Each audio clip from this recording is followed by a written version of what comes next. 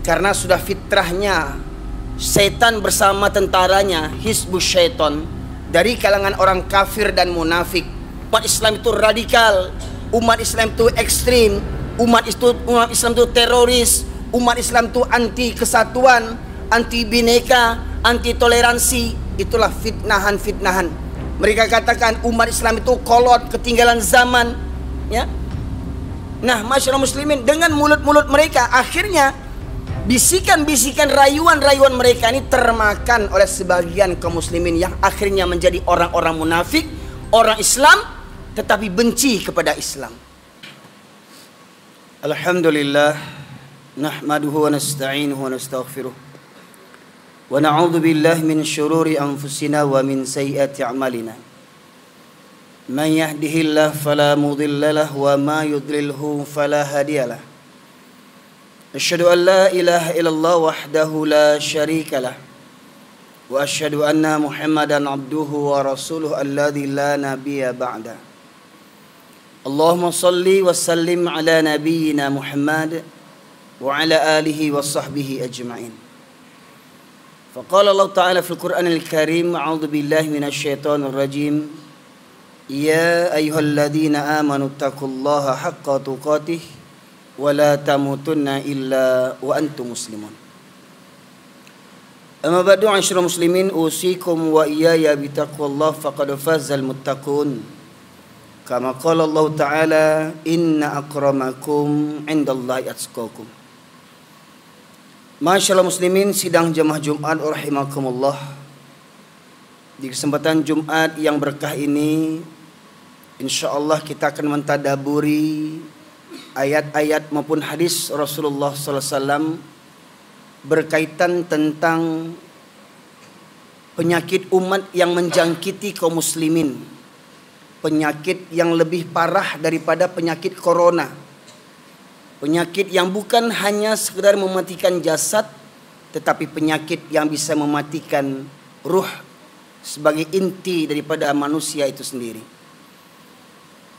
yaitu penyakit al-wahn, cinta dunia dan takut mati.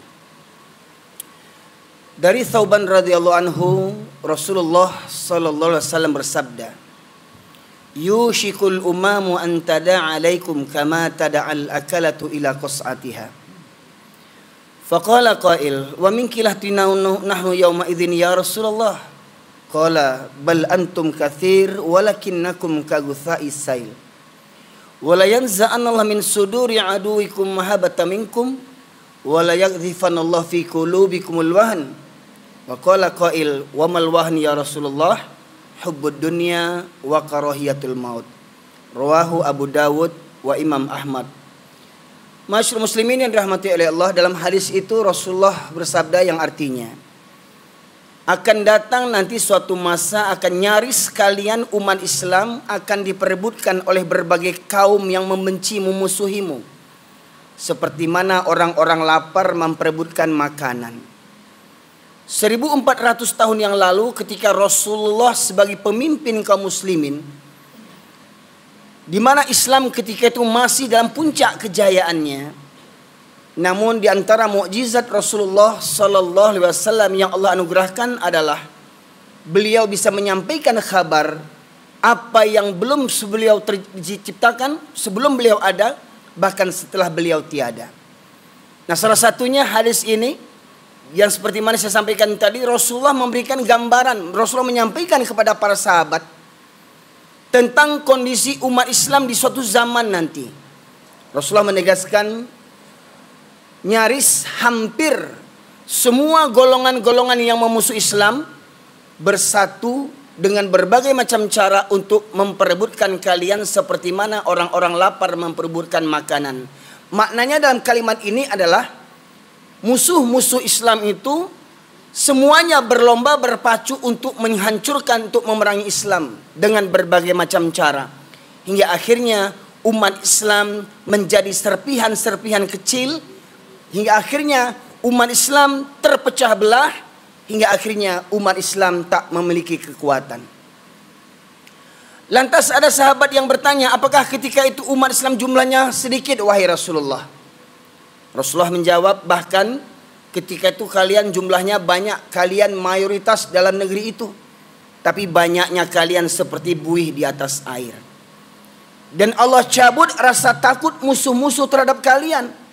Padahal hakikatnya masyarakat muslimin, musuh-musuh Islam itu lebih takut kepada umat Islam dibandingkan takut kepada Allah Subhanahu wa taala, karena memang tabiatnya orang kafir itu tidak beriman kepada Allah. Mereka lebih takut kepada apa yang tampak dalam pandangan mata mereka. Maknanya mereka lebih takut kepada kaum muslimin, hamba Allah, makhluk Allah, dibandingkan kepada sang pencipta, kepada Allah Subhanahu wa taala.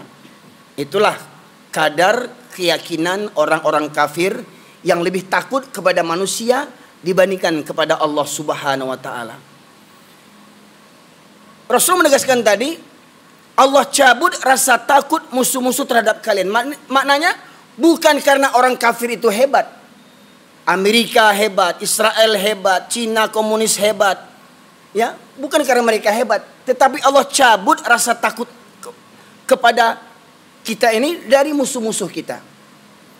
Nah, kemudian Rasulullah menegaskan, sembari tadi Allah cabut rasa takut musuh-musuh terhadap kita, hingga akhirnya kita umat Islam tidak dihargai, tidak dihormati, bahkan tidak ditakuti, bahkan dihinakan. Dan Rasulullah menegaskan dalam hadis berikutnya, dan Allah hunjamkan ke dalam dada, ke dalam hati kalian umat Islam penyakit al-wahan. Ada yang bertanya, ya Rasulullah, apakah penyakit al-wahan itu? Cinta dunia dan takut mati. Masyarakat muslimin sidang jamaah Jumat rahimakumullah. Kenapa orang kafir berupaya untuk menghancurkan umat Islam? Karena sudah fitrahnya setan bersama tentaranya, hizbus syaiton, dari kalangan orang kafir dan munafik. Mereka itu benci kepada umat Islam hanya karena kecemburuan, karena kedengkian. Di awal kedengkian itu bermula ketika Nabi Adam alaihissalam diciptakan Allah Subhanahu wa taala, dan Allah perintahkan kepada makhluk surga ketika itu untuk sujud hormat kepada Nabi Adam. Maka semua malaikat sujud tanpa banyak tanya. Tetapi iblis ingkar karena dia merasa dirinya lebih mulia dibandingkan iblis. Dan kedengkian ini iblis tanamkan kepada anak cucu Adam yang lemah iman mereka. Hingga akhirnya kita sesama anak cucu Adam saling bermusuhan, saling membunuh. Dan itulah misi hidupnya iblis setelah Allah keluarkan dari surganya Allah Subhanahu wa taala. Iblis meminta dipanjangkan umurnya sampai hari kiamat. Masyaallah muslimin sidang jamaah Jumat rahimakumullah. Bila kita berpegang teguh kepada Al-Quran dan Sunnah, maka Allah berikan Al-Quran sebagai petunjuk dan As-Sunnah sebagai penjelasnya. Dalam surat Al-Baqarah, dalam surat At-Taubah, ayat yang ke-31 Allah menegaskan tentang wataknya orang kafir.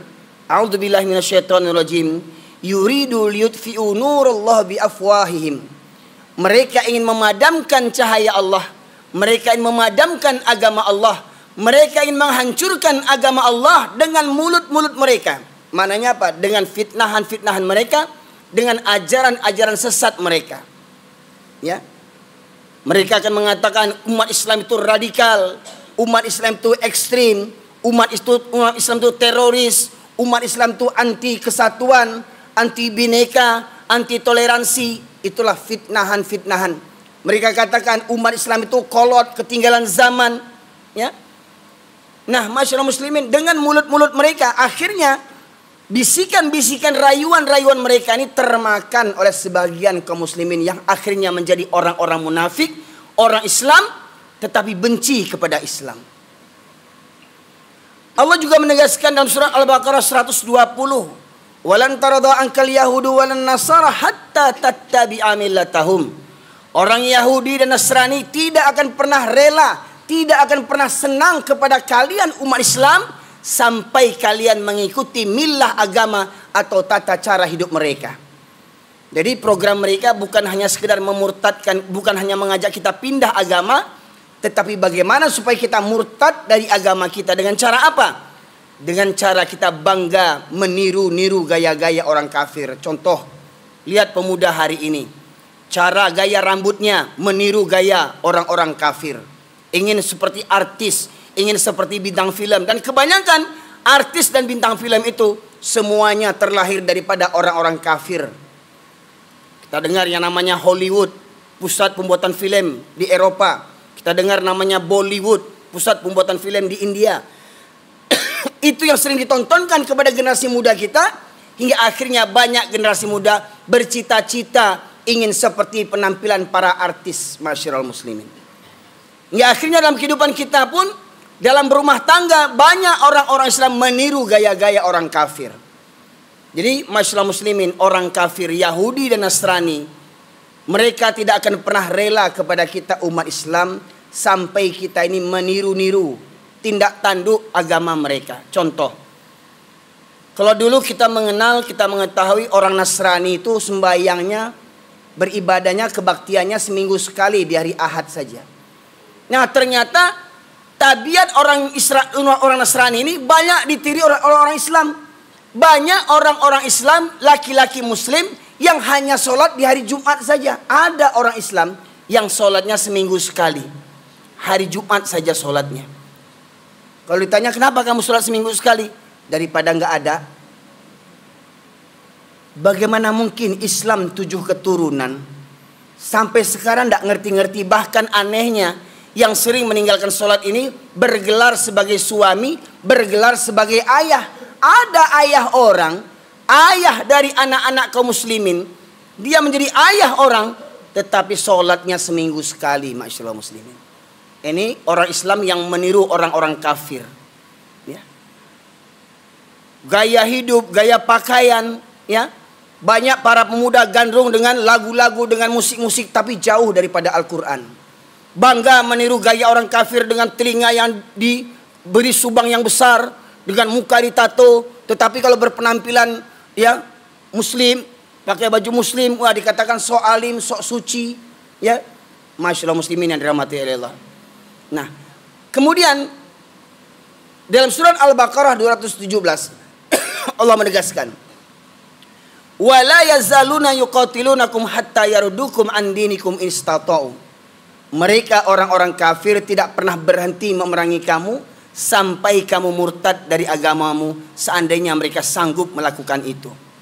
Jadi masyaallah muslimin, 3 ayat ini sebagai hujah bagi kita bahwasanya orang kafir Yahudi dan Nasrani dan orang munafik itu tidak akan bisa berdampingan dengan kita. Karena apa? Bukan kita yang jahat, tetapi dalam isu mereka, mereka menyebut kita umat Islam yang jahat, umat Islam yang anti toleransi, umat Islam yang ekstremis, radikal dan segala macamnya. Ya, padahal pada hakikatnya mereka lah biang kehancuran, biang kerusakan. Ya, tadi saya sebutkan dalam surat At-Taubah Allah menegaskan orang kafir berupaya untuk memadamkan agama Allah dengan fitnahan-fitnahan mereka. Al-Baqarah 120 Allah menegaskan orang kafir Yahudi Nasrani tidak akan pernah rela melihat kita umat Islam sampai kita mengikuti agama ataupun gaya hidup mereka. Dan Al-Baqarah 217 Allah menegaskan mereka orang kafir tidak pernah berhenti memerangi kita sampai kita murtad dari agama kita. Lihat hari ini masyaallah muslimin, peristiwa di Palestina. Puluhan tahun sudah saudara kita dibantai di Palestina. Berkali-kali, berulang kali. Kenapa orang Yahudi Israel tidak takut menghentikan peperangan itu, menghentikan pembantaian itu? Karena mereka tahu negara-negara Islam yang di sekeliling Palestina itu, raja-raja Islam hanya beraninya kutuk mengutuk, tapi tak berani dengan tindakan. Lihat, tentara Israel, rakyat Israel, ya bangsa Israel membantai saudara kita di Palestina, padahal orang Israel orang yang menumpang di Palestina. Mereka rampas rumah-rumah orang Palestina, mereka rampas tanah-tanah orang Palestina, mereka usir orang Palestina dari rumahnya, dan mereka ambil rumah orang-orang Palestina. Mirisnya dunia semuanya diam membisu, hanya bisa berdrama kutuk mengutuk, kutuk mengutuk. Lihat, Israel sang penjajah dibantu oleh Amerika, Jerman, Prancis dan negara-negara kafir yang lainnya membantu para penjajah. Pertanyaannya, negara Islam mana yang mengirimkan tentaranya untuk membantu saudara-saudara kita di Palestina? Lihat konon katanya PBB, pemelihara kedamaian dunia. Ketika terjadi krisis di negara-negara lain, PBB mengirimkan pasukan tentara nasionalnya, tentara pasukan keamanan PBB. Ya, tetapi ketika di Palestina, coba lihat, pernahkah PBB mengutus pasukan keamanan PBB untuk melindungi, untuk mengawal, untuk mencegah peperangan di Palestina? Sama sekali tidak, masyaallah muslimin. Nah, masyaallah muslimin yang dirahmati oleh Allah. Kemudian peristiwa ini terjadi seperti mana kata Rasulullah, itu terjadi ketika kalian jumlahnya mayoritas, jumlah kalian banyak tapi tak punya kualitas. Di negeri itu presidennya Islam, perdana menterinya Islam, rajanya Islam, wakil-wakilnya Islam, menteri-menterinya, pejabat-pejabatnya, aparat-aparatnya, rakyatnya Islam, tetapi mereka diatur oleh segelintir orang-orang kafir. Kekayaan negara itu dimiliki oleh segelintir orang-orang kafir di negeri itu, masyaallah muslimin. Dan mirisnya, warga penduduk yang beragama Islam mayoritas tak berani berbuat apa-apa kecuali menjadi kacung dan budaknya para orang-orang kafir. Kemudian dalam hadis berikutnya Rasul menegaskan, Allah cabut rasa takut musuh-musuh terhadap kalian. Maka ini terungkap dari perkataan seorang tokoh Yahudi bernama Goldamir. Dia mengatakan, kita tidak perlu takut kepada umat Islam selagi masjidnya umat Islam di waktu subuh tidak seramai seperti waktu sholat Jumat. Contoh, lihat masjid kita hari ini. Masjid kita hari ini, lihat, hari Jumat penuh sampai ke belakang, sampai anak-anak keluar. Pertanyaannya, bagaimana di waktu subuh? Bagaimana di waktu subuh? Apakah seperti begini jamaahnya? Pertanyaannya, mohon maaf, apakah di komplek ini sudah ada gereja? Sudah ada banyak orang Nasrani? Nah, pertanyaannya, ketika subuh kaum muslimin tak hadir kemari, kemana perginya kaum muslimin itu? Maka benar kata Rasulullah, dua solat yang berat bagi orang munafik adalah solat Isya dan solat subuh berjamaah. Jadi orang Islam yang sering meninggalkan solat Isya dan subuh berjamaah, maka pada hakikatnya kata Rasulullah, mereka itu orang-orang munafik, musuh Islam dari dalam, menggunting dalam lipatan, menjadi duri dalam daging, melemahkan kekuatan umat Islam. Kenapa orang Yahudi mengukur kekuatan umat Islam dari jamaah masjidnya? Karena mereka tahu kalau dalam sebuah negeri, dalam sebuah kampung, dalam sebuah masjid, ya, jamaahnya lengang, berarti jamaah itu, warga itu, rakyat itu lebih banyak orang-orang munafiknya. Siapa mereka? Orang yang cinta dunia dan takut mati. Oh, kalau untuk mencari dunia, ya, tengah malam, ya, hari ini siang jadi malam untuk cari duit, siang jadi malam, malam jadi siang.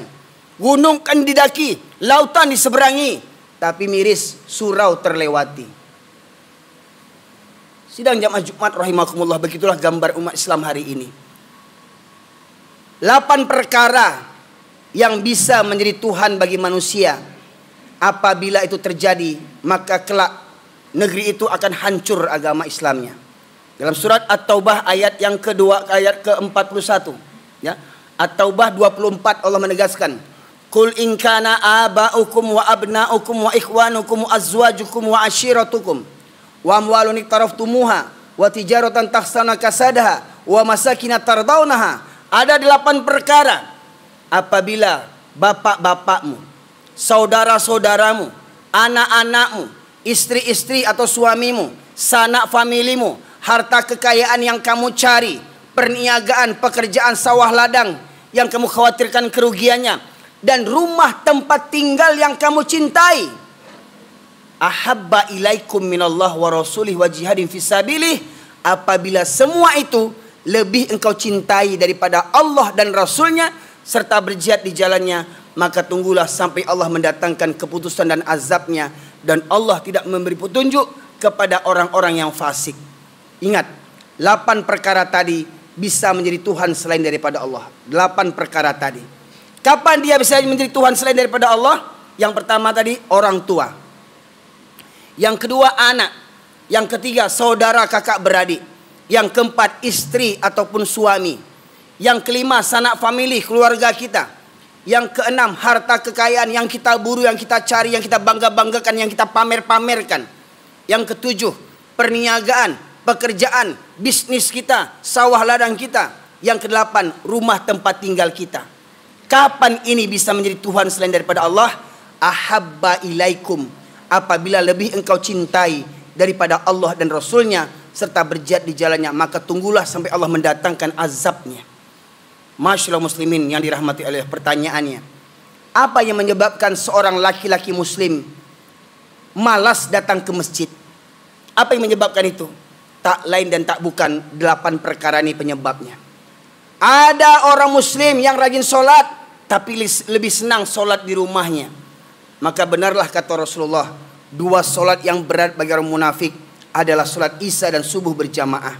Maka barang siapa yang sering tidak mendatangi subuh berjamaah, Isya berjamaah, maka kata Rasulullah, merekalah orang-orang munafik. Maka mari tanya pada diri kita, benarkah kita seorang muslim? Kalau sholat kita berjanji, asyhadu an la ilaha illallah wa asyhadu anna Muhammadar Rasulullah.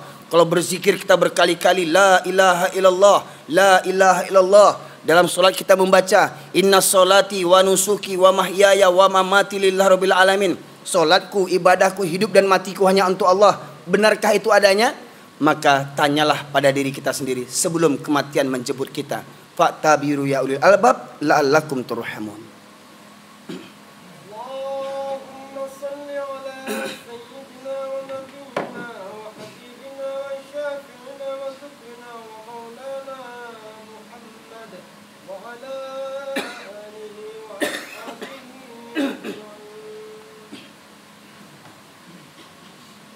Alhamdulillah alladzi khalaqal mauta wal hayata liyabluwakum ayyukum ahsanu amala wa huwal azizul ghafur. Asyhadu an la ilaha illallah wahdahu la syarika lah wa asyhadu anna Muhammadan abduhu wa rasuluhu alladzi la nabiyya ba'da. Allahumma shalli wa sallim ala nabiyyina Muhammad wa ala alihi wa sahbihi ajma'in. Qala Allah ta'ala fil Qur'anil Karim, a'udzu billahi minasy syaithanir rajim. Ya ayyuhalladzina amanu taqullaha wa qulu qawlan sadida yuslih lakum a'malakum wa yaghfir lakum dzunubakum wa man yuti'illaha wa rasulahu faqad faza fawzan azima. Masyaallah muslimin sidang jamaah Jumat rahimakumullah. Dalam khutbah yang kedua ini kita ambil kesimpulan daripada uraian khutbah yang pertama. Yang pertama adalah kita harus memahami orang kafir tidak pernah berhenti memerangi kita. Mohon maaf, jangan kita merasa merdeka. Oh, kita merdeka dari penjajahan Belanda. Ternyata setelah Belanda angkat kaki dari negeri kita ini, ternyata ada orang Belanda yang kulitnya sama dengan kita, yang hidungnya sama dengan kita peseknya, yang tingginya sama dengan kita, yang bahasanya sama dengan kita, yang hidup bersama-sama kita. Mental mereka lebih sadis daripada mental penjajah Belanda.